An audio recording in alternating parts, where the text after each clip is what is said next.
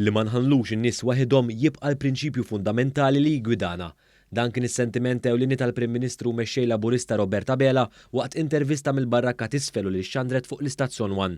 Wa fakkar fl-għajnuniet differenti li provda l-Gvern tul l-aħħar 15-il xahar fost dawn semma l-iskema tal-Covid Wage Supplement u l-vouchers hekk kif issa l-Gvern nieda t-tieni round tagħhom. Dwar l-iskema tal-vouchers il-Prim Ministru spjega li l-konsum li ġie ġenerat bl-ewwel round kien ta' madwar 90 miljun euro, id-doppju ta' kemm investa l-Gvern sabiex iniedi din il-miżura. B'hekk tenna li l-investiment ta' 50 miljun euro f'dan it-tieni round se jkun reċiprokat bil-konsum ġenerat ta' madwar 100 miljun euro. Hawnhekk Dr. Bela tenna l-importanza ta' din il-miżura minkejja l-Oppożizzjoni qal li l-Gvern qed iberbaq il-flus. Tanħallu n-nies waħedhom, sentuhom bozza energy saving lin-nies jew sentuhom support ta' vera. U dana ħaddieħor dan is-support li qed nagħtu dawn l-injezzjonijiet fl-ekonomija. Issa jaħlu tberbi, jiena ngħid li min jitkellem b'dan il-mod verament jurik li m'għandux sens ta' tmexxija. B'reazzjoni dwar din il-miżura intervjena wkoll is-Sur Mettju Paċ mill-Assoċjazzjoni tal-Lokandira u Ristoranti hekk kif sostna li din se tkompli twassal għall-infiq fih dan l-istabbilimenti li għal tant xhur kellhom jalqu l-bibien tagħhom. Għall-volja miftuħin sal-5, għada kallerit ħartu sa nofs il-lej, ġifieri qed naraw sens ta' ottimizmu kbir fix-xhur li ġejjin. Dr. Bela ġie mistoqsi wkoll dwar l-importanza li tkompli tikber l-ekonomija f'pajjiżna fosthom permezz tas-settur tal-manifattura.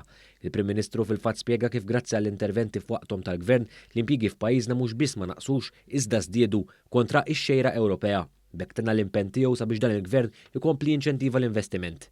Dwar dan tkellmet ukoll l-ekonomista Jessica Camilleri li enfasizzat l-importanza tal-investiment kontinwu fl-ekonomija Maltija sabiex ir-rota ekonomika tibqa' ddur. Importanti però li jitkompla dak l-investiment ħalli ovvjament inkomplu nistimulaw dak il-konsum ħalli fis-snin li ġejjin mhux niġu biss normalità imma nkomplu ndawru rota ekonomika.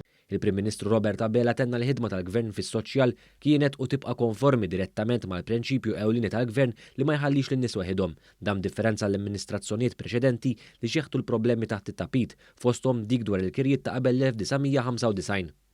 Illum minn 185 euro telet 230 euro. Tant snin wara dik ir-riforma, dak nidħqu bis-sidin konna din. U qed nidħqu daqstant ieħor bl-inkwilini li tajnihom sens ta' sigurtà fals.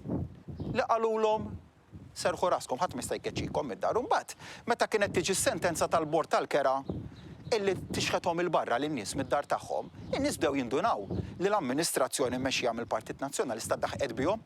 Differenza Dr. Bela spjega kif dan il-Gvern issa verament assigura s-serħan il-moħħ fosthom mal-pensjonanti e kif issa se jkun qed itihom sa 10,000 euro fis-sena.